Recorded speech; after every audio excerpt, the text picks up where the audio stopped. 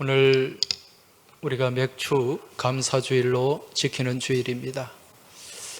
맥주 감사주일은 그 말대로 보리 추수를 감사하는 절기인데, 오늘 이 시대는 이제 한 해의 절반을 지내면서 지나온 반년의 삶을 돌아보며 하나님 앞에 감사하는 절기가 바로 맥주 감사 절기입니다. 오늘 이 시간 또 이 예배를 드리는 가운데 반년 동안 나와 함께 하시고 또 나와 동행하시고 나를 인도하시고 나를 지켜 보호해 주신 우리 하나님께 감사하며 또 감사의 예배를 드리며 감사로 영광 돌리는 복된 시간이 될 수 있길 주의 이름으로 축원합니다. 어느 가정에 70대 부부가 있었는데, 남편이 어느 날 TV 앞에 앉아서 TV를 보고 있었습니다. 그날 TV에 나오는 내용은 건강에 관한 프로그램이었습니다. 그런데 그 TV를 바라보는 이 70대 남편의 얼굴이 그리 밝지가 않았습니다. 굉장히 어둡고 또 걱정이 가득한 그런 모습이었습니다. 이 모습을 바라본 부인이 남편에게 질문을 했습니다. 여보, 왜 그렇게 심각하게 보고 있어요? 그러자 이 남편이 말을 합니다. 곧 죽을 것 같은 표정으로, 여보, 아무래도 내가 저 병에 걸린 것 같아. 요즘 너무 쉽게 피로하고 아랫배도 계속 아프고 가슴도 답답하고 밥맛도 없는 것이 지금 저 병하고 증세가 똑같은 것 같아요. 이 말을 들은 할머니도, 이 부인도 걱정이 되어가지고 같이 앉아서 TV를 계속 봤습니다. 방송을 마칠 즈음에 이 TV 사회자가 마무리하면서 이렇게 말을 합니다. 지금까지 시청해 주신 시청자 여러분께 감사를 드립니다. 오늘은 우리가 자궁암에 대해서 자세히 살펴보았습니다. 그리고 끝이 났습니다. 여러분, 이 남편이 무슨 걱정을 한 겁니까? 쓸데없는 걱정을 한 거죠. 이처럼 사람들은 나와 전혀 상관없는 걱정을 스스로 만들어서 하는 경우가 참 많이 있습니다. 캐나다의 유명한 작가 중에 어니 젤렌스키라는 작가가 있습니다. 이 젤렌스키는 우크라이나 대통령이 아니라 캐나다 작가입니다. 이분이 쓴 책 중에 모르고 사는 즐거움이라는 책이 있어요. 모르고 사는 즐거움. 우리가 어중간하게 알고 있는 것이 우리를 더 힘들게 하고 더 걱정스럽게 만든다는 얘기입니다. 이분이 쓴 책에 보면 우리가 평소 살아가면서 염려하고 걱정하는 일들 대부분이 쓸데없는 걱정이라는 거죠. 또 걱정해도 아무 소용없는 것들, 그런 것들을 붙잡고 우리가 그렇게 근심하고 염려하고 걱정하며 살아간다는 것입니다. 정작 내가 걱정해야 될 것은 전체 걱정거리에 진짜 걱정거리는 4%도 안 된대요. 나머지 96%는 다 뭡니까? 쓸데없는 걱정이다. 이미 일어난 일, 내가 어떻게 할 수 없는 것들, 이런 것들을 붙잡고 그렇게 걱정하고 근심하고 염려하며 살아간다는 겁니다. 이렇게 염려하고 걱정하고 또 근심 가운데 살아갈 때 우리 삶 가운데 스트레스가 가득 채워지게 되죠. 그렇게 스트레스가 가득한 삶 가운데 무엇이 또 나타납니까? 불평이 나타나고 불만이 나타나게 된다는 것입니다. 여러분, 이 불평이라는 말이 무슨 뜻입니까? 불평. 예. 가끔 불평하시죠? 예. 이 불평이라는 말을 한자로 보면은 안일 불자에 평평할 평자입니다. 무슨 얘기입니까? 공평하지 않다는 거예요. 예. 평등하지 않다는 얘기입니다. 이 불평등, 이게 불평의 줄임말입니다. 불평등의 줄임말이 불평이에요. 우리 삶 가운데 이 불평이 생기는 것은 내가 가진 것이나 내가 받는 대우가 공평하지 않다는 생각이 들기 때문에, 그래서 입술 가운데 불평이 나오게 된다는 거죠. 여러분, 우리가 살아가는 이 세상이 공평한 세상입니까? 모두가 평등합니까? 공평해요? 불공평해요? 불공평하죠. 불평등한 세상입니다. 이런 불평등을 없애기 위해서 만든 사상, 이데올로기가 공산주의입니다. 여러분, 공산주의는 같이 생산해가지고 같이 나누는, 평등하게 나누는 그런 이상적인 사회예요. 그런데 실제 여러분, 우리 주변에 있는 공산주의를 보면 평등합니까? 이 모두가 공평합니까? 전혀 그렇지 않죠. 오히려 공산주의가 더 불공평한 체제예요. 우리가 저 북한을 보더라도 알 수 있지 않습니까? 여러분, 저 북한 사회가 평등한 사회입니까? 전혀 그렇지 않아요. 지금도 아주 호화롭게 살면서 그렇게 맛있는 음식 배불리 먹으면서 그렇게 사는 사람들이 있는가 하면 지금도 굶어 죽는 사람들이 있어요. 지금 여러분, 북한에 아사자들이 지금 굉장히 많이 나오고 있습니다. 불공평해도 너무도 불공평한 거예요. 여러분, 그 김정은 보세요. 그 국방위원장입니까? 지금 얼굴이 터질 것 같아요. 그런데 지금 피골이 상접한 그런 백성들, 인민들이 또 얼마나 많은지 몰라요. 공평하지 않다는 거죠. 이는 중국이나 러시아 같은 공산사회도 마찬가지입니다. 자본주의보다 오히려 더 이 격차가 심한 사회예요. 그럼 우리 자본주의 사회는 공정합니까? 불평등이 없습니까? 여러분, 자본주의 사회 또한 이 불평등과는, 공평과는 거리가 멉니다. 불평등이 지배를 하고 있어요. 그나마 자본주의는 이러한 불평등을 없애고 공평한 사회를 만들기 위해 노력을 합니다. 그렇지만 때로는 결과가 그 노력과는 별개로 나타나는 경우가 참 많이 있다는 거죠. 몇 년 전에 어느 대통령이 취임을 하면서 취임사에서 이런 말을 한 적이 있어요.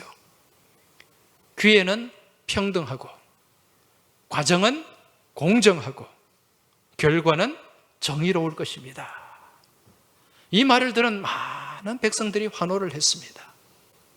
저 또한 그렇게 되기를 바랬어요. 근데 시간이 지나고 나니까 전혀 그런 결과가 없잖아요. 이건 누구나 마찬가지입니다. 여러분, 누가 대통령이 돼도 마찬가지예요. 무엇을 의미합니까?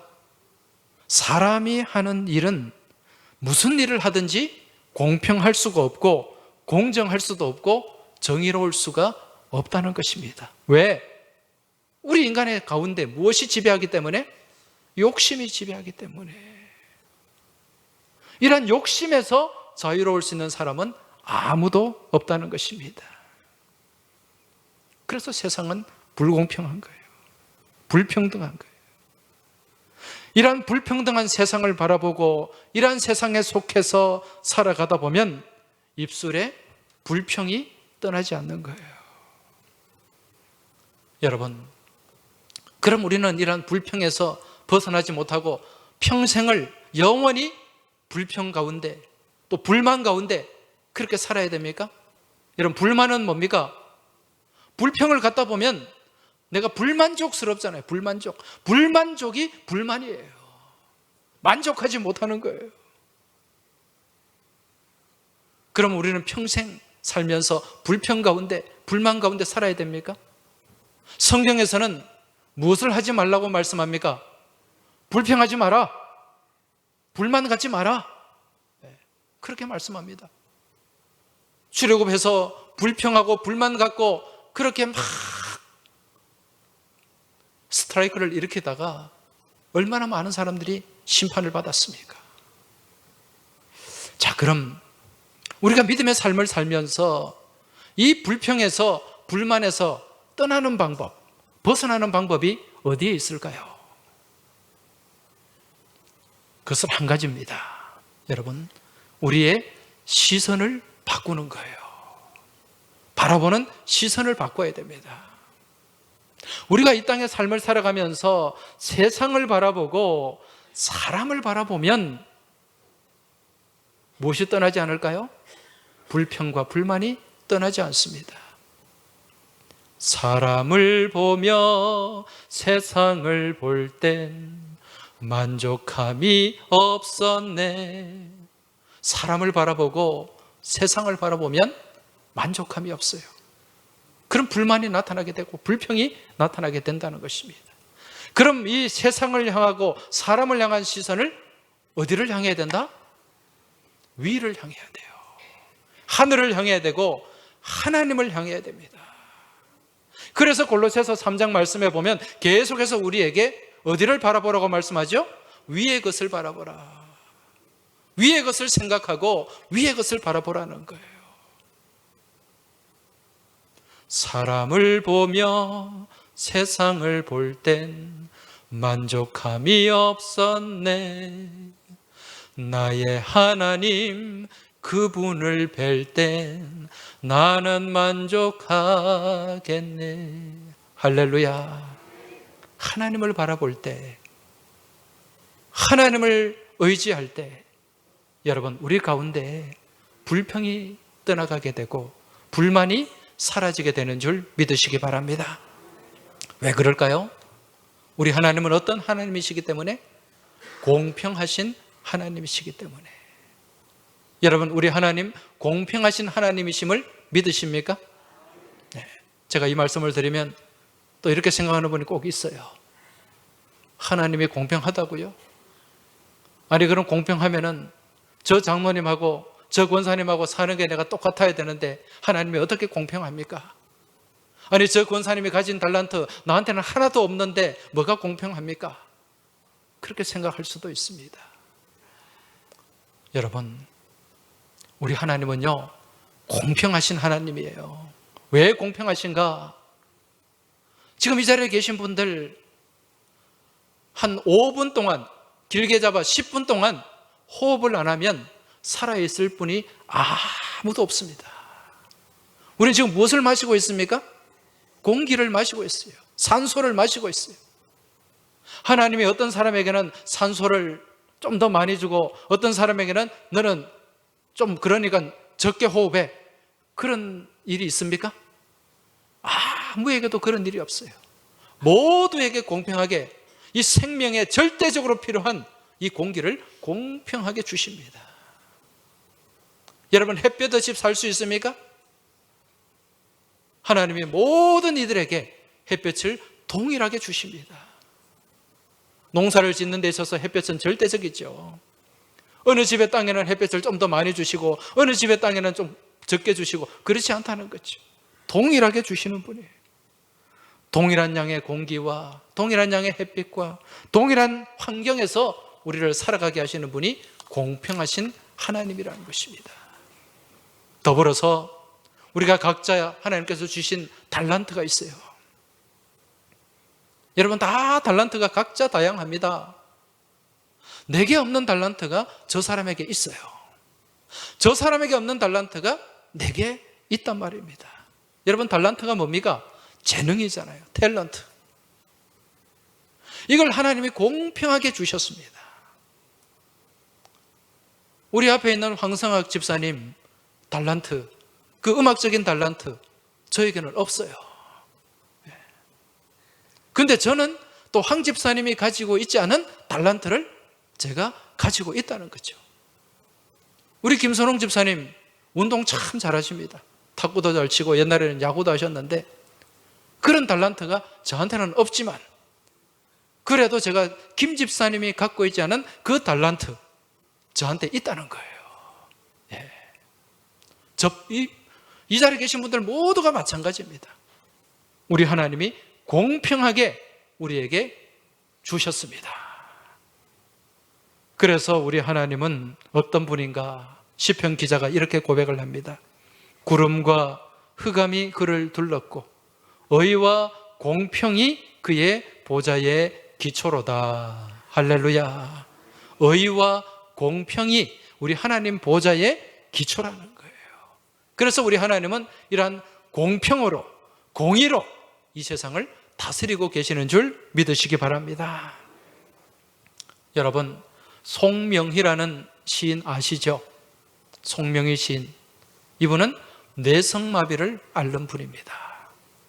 이분이 금년에 환갑이 되셨어요. 1963년생인데 아주 어릴 때 의사의 실수로 뇌성마비를 앓게 됩니다.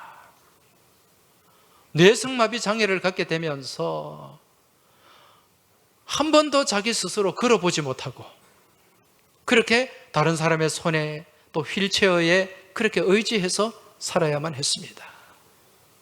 한 번도 정상적인 대화를 해본 적이 없어요.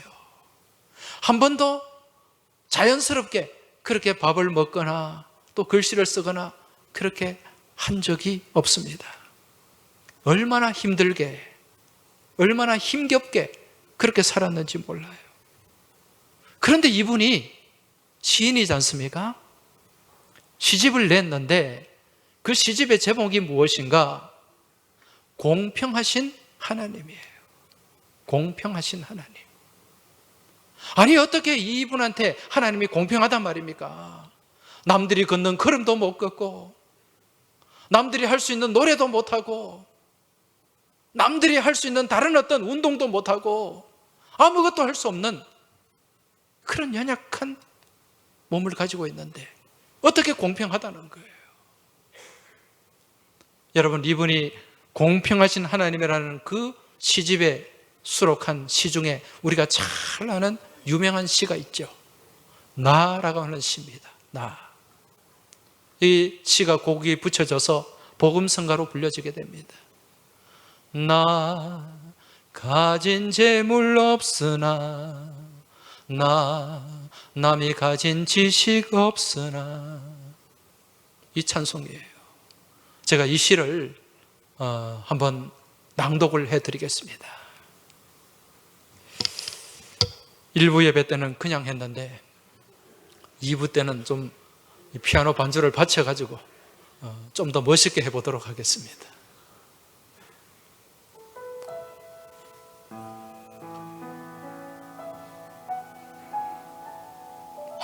나 가진 재물 없으나 나 남이 가진 지식 없으나 나 남에게 있는 건강 있지 않으나 나 남이 없는 것 있으니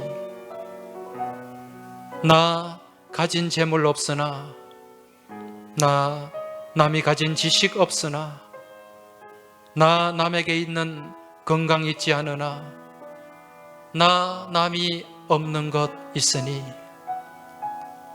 나 남이 못 본 것을 보았고 나 남이 듣지 못한 음성 들었고 나 남이 받지 못한 사랑 받았고 나 남이 모르는 것 깨달았네.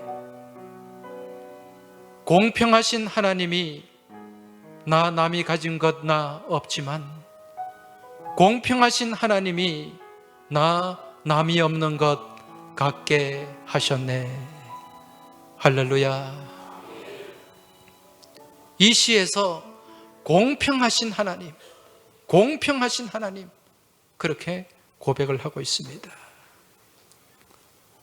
여러분, 이 시인의 고백처럼 내 안에 하나님이 계시고 나의 시선이 땅이 아닌 하늘을 바라보고 하나님을 바라볼 때 여러분, 내게 없는 것만 보이는 것이 아니라 내 안에 남이 가지지 못한 것을 바라보게 되는 줄 믿으시기 바랍니다. 하나님이 내 안에 계시면은요, 하나님이 내 안에 안 계시면 내게 없는 것만 보여요. 내게 부족한 것만 보여요. 그러나 하나님이 내 안에 계시면 내가 받은 것이 보이게 되는 줄 믿으시기 바랍니다. 남이 가지지 못한 것을 가지고 있는 것을 보고 확인하게 되는 줄 믿으시기 바랍니다. 이것이 바로 믿음의 지혜입니다. 여러분, 이러한 믿음의 지혜가 있으면 무엇이 떠나가게 될까요? 불평이 떠나가게 돼요. 불만이 사라지게 된다는 것입니다. 여러분, 우리 삶 가운데 불평이 사라지고 불만이 떠나가게 되면 그 안에 무엇이 찾아오게 될까요? 기쁨이 찾아오게 되는 줄 믿으시기 바랍니다. 오늘 말씀 16절에 보면 항상 기뻐하라 이렇게 말씀합니다. 여러분, 항상 기뻐하는 게 쉽습니까? 쉽지 않아요. 쉽게 되지 않습니다. 여러분, 이 기쁨이라고 하는 게 내가 기뻐해야지 그런다고 기뻐집니까? 아니에요. 기쁨은 찾아와야 돼요. 기쁨은 찾아오는 것입니다.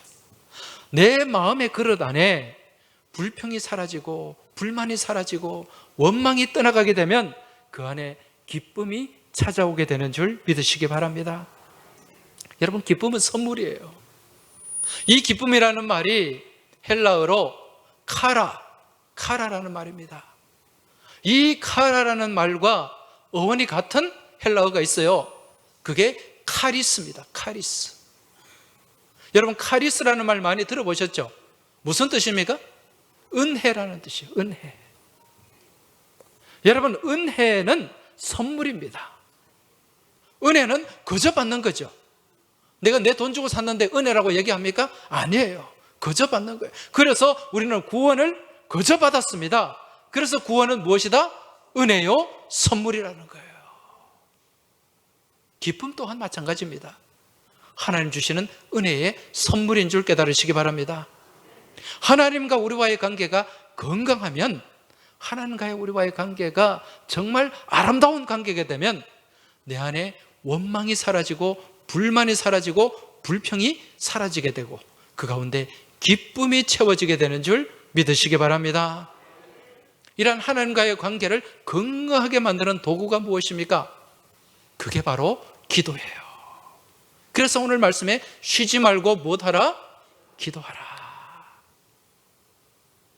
여러분, 기도를 통해서 우리가 하나님께로부터 은혜를 공급하게 됩니다. 그래서 이 기도는 파이프와 같은 거예요. 여러분, 우리 가정에 수돗물이 무엇을 통해서 공급이 됩니까? 파이프를 통해서, 상수관을 통해서 공급이 되잖아요.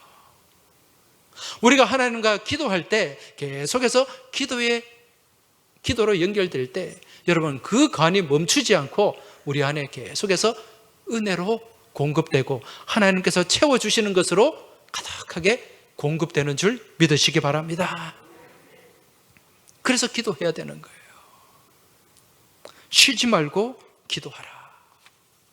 여러분, 이 기도는 또 무슨 능력이 있는가? 또 기도는 다르게는 무엇인가? 이 기도는요, 우리의 삶의 현실을 믿음으로 재해석하는 과정이에요. 이 무슨 말인가? 여러분, 우리 가운데 고난이 있습니까? 없습니까? 역경이 있습니까? 없습니까? 아픔이 있습니까? 없습니까? 이걸 현실의 눈으로 바라보면은요, 그 고통과 그 아픔이 나를 계속해서 자극을 합니다. 나를 힘들게 해요. 그로 인해서 좌절하고 절망하게 된다는 것입니다. 그런데 이러한 고통과 이러한 역경까지도 우리가 믿음의 안경을 가지고 믿음의 눈을 가지고 바라보면 이 고통과 역경이 재해석되는 거예요. 재해석. 그 가운데 담겨있는 하나님의 섭리와 뜻을 바라볼 수 있게 된다는 거죠. 이걸 무엇을 통해서? 기도를 통해서 우리가 재해석할 수 있다는 것입니다.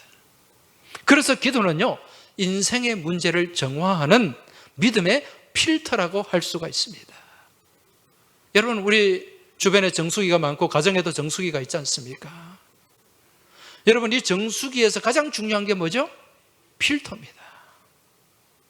이 필터를 통해서 들어온 물들, 우리가 직접 마시면 해로운 물들을 걸러내고 정화하고 정수를 해준다는 거죠.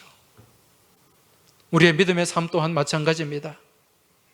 우리 삶 가운데 온갖 탁한 생각들이 막 우리 삶에 들어와요. 탁한 생각과 또 삶의 여러 가지 문제들이 필터링 되지 않고 막 들어와 버리면 우리의 삶이 공격을 받게 돼요. 우리의 심령이 공격을 받게 되고, 그리고 병이 들게 되고 심각한 문제 앞에 놓여지게 된다는 것입니다. 그런데 기도를 하게 되면요, 이러한 삶의 문제들, 역경들까지도 필터링을 하게 됩니다. 버릴 것은 버리고 거를 것은 거르고, 그러면서 믿음의 재해석이 가능해진다는 거죠. 그래서 이 고난과 역경들이 내게 다가올 때 이게 나를 무너뜨리고 나를 좌절시키는 그런 불행이 아니라 오히려 내게 나를 더 세우고 하나님께 더 가까이 나아가게 만드는 유익의 도구로 나를 만들어준다는 것입니다. 이게 고난의 유익인 줄 깨달으시기 바랍니다. 그래서 시편 기자는 시편 119편 71절 말씀을 통해서 고난당한 것이 내게 유익이라, 이로 말미암아 내가 주의 율례를 배우게 되었나이다 라고 고백을 하고 있습니다. 할렐루야. 율례가 뭡니까? 주의 율례. 이 율례라는 말은요, 히브리어로 호크라는 단어입니다. 이게 무슨 의미인가? 말씀의 지혜라는 거예요. 말씀의 지혜. 이 고난을 통해서, 역경을 통해서 이걸 믿음의 눈으로 바라보고 재해석하는 가운데 오히려 그 가운데서 지혜를 얻게 되고 깨닫게 되고 이걸 이길 수 있는 힘을 공급받게 된다는 말씀입니다. 그러면 이제 우리 안에 무엇이 찾아오는가? 여러분, 감사가 찾아오게 돼요. 오히려 고난 가운데서도 무엇을 할 수 있다? 감사할 수 있다는 거예요. 여러분, 감사에도 단계가 있잖아요. 여러분, 감사의 1차원적인 감사가 뭡니까? 무엇 때문에? 무엇 때문에? 내가 무엇을 받아서 감사한 거예요. 그런데 이 1차원적인 감사를 띄워넣는 감사가 있습니다. 그게 무슨 감사입니까? 그럼에도 불구하고 여러분, 이 감사가 차원이 높은 감사요, 이 감사에 능력이 있고 기적이 있는 줄 믿으시기 바랍니다. 이게 믿음의 재해석을 통해 가능하다는 거예요. 이처럼 감사할 수 없는 상황 가운데서 감사하며 나아갈 때, 범사에 모든 일에 감사하며 나아갈 때 하나님은 그 심령 가운데, 그 삶의 자리 가운데 감사의 은혜와 감사의 능력을 베풀어 주시는 줄 믿으시기 바랍니다. 이게 기도를 통해서 가능한 거예요. 어느 교회에 여자 집사님이 있는데요, 이 집사님이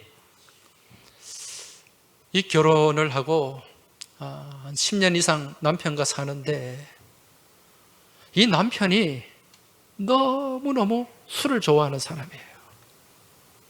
신혼 초부터 그냥 맨정신으로 들어오는 경우가 별로 없었어요. 늘 술에 취해가지고 고주망태가 되어가지고 집에 기어 들어오든지, 아니면은 현관 앞에서 쓰러져 자든지, 아니면은 아예 집 앞에도 오지 못하고 집 근처에 쓰러져 있든지. 여러분, 이게 내 현실이라고 한번 생각해 보세요. 그런데 이게 그러면서 신혼의 꿈은 다 날아가 버리고 1년, 2년, 3년 그렇게 사는 세월이 10년이 넘었단 말입니다. 그러면서 이제 마음에 막 원망이 생기는 거예요. 내가 이렇게 살아서 뭐 하나? 내가 저 남자한테 무슨 소망이 있나? 이제 그런 마음을 가지면서 이혼을 해야 되나 말아야 되나, 하루에도 12번씩 이혼했다가 말았다가 막 그런 삶이 지속이 되었어요. 근데 어느 날 또 남편이 토요일 날 술에 취해가지고 고주망태가 돼가지고 그렇게 들어온 거예요. 그 현관에서부터 막 끌어들여가지고 신발 벗기고 옷 벗기고 그래서 겨우 눕혀놨습니다. 그렇게 만취한 남편이 정신없이 그냥 코를 골면서 자는 거예요. 옆에 있는 이 집사님이 너무도 자기의 처지가 한탄스럽고 너무도 참 처량해가지고 그냥 눈물밖에 쏟아지지 않는다는 거예요. 그러면서 그 남편을 보면서 아이고 하나님, 왜 내 신세가 이 모양 이 꼴입니까? 왜 나를 저 인간을 만나게 해가지고 이렇게 내 삶이 불행하게 됩니까? 왜 내가 이래 살아야 됩니까? 더 이상 못 삽니다. 그러면서 하나님 앞에 넋두리를 쏟아내고 눈물도 흘리고 막 그렇게 소리도 질렀습니다. 그러는 순간에 자기도 모르게 그 넋두리 하는 가운데 기도를 하게 됐다는 거예요. 그 남편을 앞에 두고 눈물을 흘리면서 기도를 하는데 넋두리를 쏟아내는 기도를 하다 보니까 어느 순간에 이런 생각이 문득 들더랍니다. 저 인간이 날마다 술 먹고 들어오는데 한 번도 그래도 길거리에서 얼어 죽지 않고 살아있으니까 참 희한하다. 그리고 저렇게 고주망태가 돼가지고도 그래도 지집이라고 찾아오니까 참 감사하다. 그 남의 집에 술 쳐가지고 들어가 보세요. 무슨 망신입니까? 한 번도 옆집에 안 가고 자기 집으로 오더라는 거예요. 그리고 저렇게 술을 마시면 술집도 많이 들락거렸을 텐데 그래도 여자라고는 나밖에 모르니까 참 고맙네. 그리고 저렇게 술 마시고 저렇게 참 정신없이 그렇게 자다가 그래 아침이 되면 다시 또 일어나가지고 회사로 가니까 참 고맙다. 네. 월급을 꼬박꼬박 받아오니까 고맙다는 거예요. 그리고 저렇게 술을 처먹으면서도 위장병 한 번 안 걸리고 병원에 안 가니까 그것도 참 기특하네. 그리고 오늘 같은 토요일 날 다른 때보다 더 처먹고 들어와서 주일날에도 계속해서 누워 자니까 교회 가는데 방해가 안 돼서 좋다. 뭐 그런 생각들이 막 들더랍니다. 그러면서 참 감사할 수 없는 거리인데도 감사가 생겨나더라는 거예요. 참 그래도 월급 갖다 주니까 고맙고 이렇게 또 살게 하니까 고맙고 감사하고 그러면서 기도하다가 웃다가 또 훌쩍거리다가 또 감사하다 그러다가 이 새벽이 됐어요. 이 자던 남편이 자다가 깨어나가지고 목이 마르니까 물 좀 마시려고 눈을 떴는데 그 부인이 옆에서 웃다가 울다가 또 막 이렇게 중얼중얼 하다가 뭐 또 감사하다 그러다가 막 그걸 보게 된 거예요. 그러면서 이 부인한테 물었습니다. 집사님한테. 아니 여보, 지금 이 시간까지 안 자고 뭐 해? 그러니까 이 여자 집사님이 자기도 모르게 엄격결에 나 당신하고 사는 게 너무 감사해서 그래요. 이런 말이 툭 튀어나온 거예요. 이 남편이 깜짝 놀란 겁니다. 자기가 맨날 술 먹고 속 썩이고 막 그렇게 살아와서 그냥 자기를 원수같이 생각할 줄 알았는데 자기한테 감사하다 그러니까 깜짝 놀란 거예요. 그러면서 이 여집사님이 자기가 그 남편 앞에서 기도했던 그 내용들, 아까 제가 말씀드린 그런 내용들을 다 남편한테 얘기를 해준 겁니다. 그러니까 이 남편이 충격을 받은 거예요. 내가 참 개차반같이 살았는데 그래도 저 여자가 나한테 고맙다 그러고 감사하다 그러고 이런 말을 들으니까 너무 미안하기도 하고 너무 당황스럽기도 한 거예요. 그러면서 이 남편이 그렇게 얘기합니다. 여보, 미안해. 그동안 내가 너무 생각 없이 살았어. 이제 내가 술을 끊을게. 내 당신한테 약속한다. 술 끊을게. 그리고 당신 내보고 교회 나가자 그랬지? 그래, 당장 내일 내 교회 갈게. 그렇게 해서 교회 출석하게 되고, 그렇게 그 믿음이 그 심령 안에 들어가니까 이 남편이 변화돼서 집사도 되고 신앙생활을 하게 된 거예요. 할렐루야. 네. 여러분, 여기에 무엇이 있습니까? 감사의 능력이 있는 거예요. 감사의 기적이 있는 것입니다. 여러분, 시편 100편 말씀에 보면 감사함으로 그 문에 들어가며 그의 궁정에 들어가서 그에게 감사하며 그의 이름을 송축할지어다 라고 말씀합니다. 감사함으로 그 문에 들어가는 거예요. 여러분, 감사함으로 은혜의 문에 들어가게 되는 줄 믿으시기 바랍니다. 감사함으로 축복의 문을 향해 들어가게 되는 줄 믿으시기 바랍니다. 감사함으로 기적의 문이 열리고 들어가게 되는 줄 믿으시기 바랍니다. 힘들어도 어려워도 여러분, 감사를 놓치지 마시기 바랍니다. 그 역경 가운데, 답답한 현실 가운데서 현실의 눈으로 바라보는 것이 아니라 믿음의 눈으로 바라보고 기도하는 가운데 그 역경과 고난까지도 믿음으로 재해석할 수 있길 주의 이름으로 축복합니다. 그리고 입술 가운데 감사를 고백하고 감사를 선포하시기 바랍니다. 그리할 때 우리 삶 가운데 감사의 능력이 나타나고 감사의 기적이 나타나게 될 줄 믿습니다. 지금 이 시간에도 역경 가운데, 고난 가운데 놓여져 있는 분들이 있을 겁니다. 여러분, 그 현실에 매여 살지 마시고 주님 말씀 붙잡고 그 현실 넘어 믿음의 눈으로 바라보고 기도로 재해석하고 믿음으로 재해석하고 감사로 재해석할 수 있길 주의 이름으로 축복합니다. 이 시간 이제 한번 눈을 감아 보시기 바랍니다.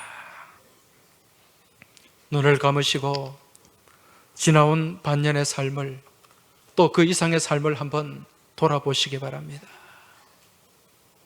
지금까지 내가 하나님을 믿는다고 하면서, 믿음 안에 살아간다고 하면서 원망이 많았는지, 불평이 많았는지, 아니면 감사가 많았는지, 기쁨이 많았는지 한번 돌아보시기 바랍니다. 여러분, 우리가 믿음의 눈으로 바라보면 모든 것이 감사의 제목이요, 또 하나님 앞에 기쁨의 제목인 줄로 믿습니다.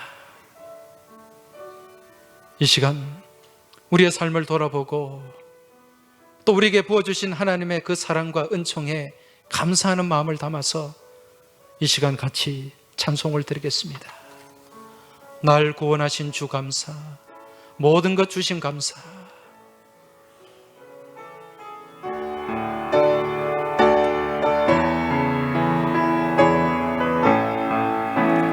날 구원하신 주 감사, 모든 것 주심 감사. 지난 추억이 내 감사, 주 내 안에 계시네. 향기로운 봄철의 감사, 외로운 가을날 감사. 사라진 눈물도 감사.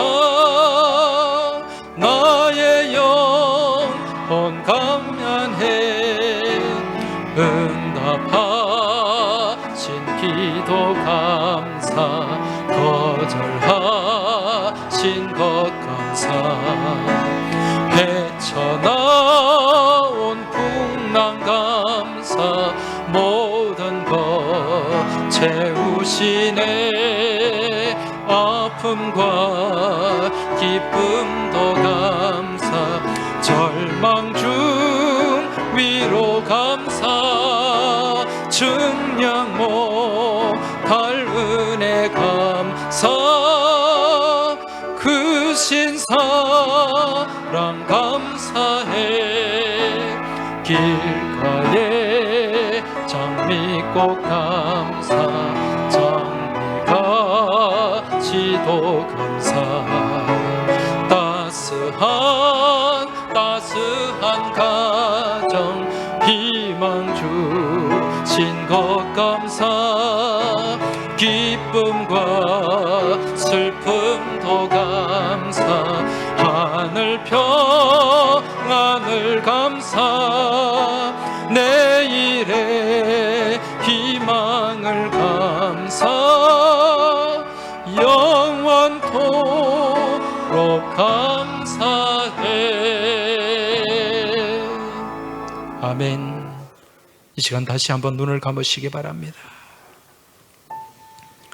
우리에게 주신 하나님의 사랑, 하나님의 은혜, 우리가 다시 돌아보며 감사하며 이 시간 감사의 고백을 담아 하나님 앞에 잠시 기도를 드리겠습니다. 이 시간 하나님 앞에 여러분 크고 작은 감사의 제목을 내어놓고 감사하며 기도하시기 바랍니다. 우리 다 같이 주여 한번 외치고 같이 기도 드리겠습니다. 주여, 살아서 역사하시는 하나님 아버지, 저희들이 살아온 지난 반년의 삶을 되돌아보면서 저희의 삶 가운데 역사하시고 함께하신 하나님의 사랑과 하나님의 은혜를 돌아보며 이 시간 하나님께 감사를 올려드립니다. 저희를 구원하여 주신 것을 감사드립니다. 하나님의 자녀로 택하여 주시고 하나님의 백성 삼아 주신 것 감사를 드립니다. 아버지 하나님, 저희들의 삶의 모든 여정을 돌아볼 때 이것도 감사요 저것도 감사요 모든 것이 감사였음을 이 시간 고백합니다. 헤쳐나온 풍랑도 감사합니다. 아버지 하나님, 아픔과 기쁨도 감사합니다. 측량하지 못할 은혜로 저희들에게 베풀어 주신 은혜, 사랑에 감사를 드립니다. 아버지 하나님, 정말 암울하고 답답한 상황 가운데서도 좌절하지 않게 하여 주시고 주님 바라보게 하시고 주님 의지하게 하시고 주님 생각하게 하시며 저희들에게 삶의 소망을 주심에 감사를 드립니다. 아버지 하나님, 이러한 감사의 제목을 가지고 감사의 고백을 가지고 감사하며 나가는 저희들의 삶이 되게 하여 주시고 저희 삶 가운데 감사의 능력과 감사의 기적이 차고 넘치게 하여 주시옵소서. 오늘 이 시간 참석한 우리 모든 예배자들에게 감사와 기쁨이 넘쳐나게 하여 주시옵소서. 아버지 하나님, 감사합니다. 지나온 저희들의 삶의 여정을 돌아볼 때 발자국마다 하나님의 은혜가 고여 있고 사랑이 담겨 있음을 바라보고 고백합니다. 이 모든 것이 하나님의 감사 제목임을 저희들이 고백합니다. 주님, 저희들이 믿음의 삶을 살아가면서 감사를 놓치지 않게 하여 주옵소서. 불평과 불만과 원망 가운데 휩싸여 살아가는 저주받은 인생이 아니라 하나님 말씀 안에서 그 은혜 가운데서 기뻐하고 감사하는 축복된 삶을 살아갈 수 있도록 주님 도와주시옵소서. 날마다 감사하는 가운데 감사의 능력과 감사의 기적이 저희 삶 가운데 충만하게 채워지고 나타나길 소망하며 우리 주님 예수 그리스도 이름으로 기도하옵나이다. 아멘.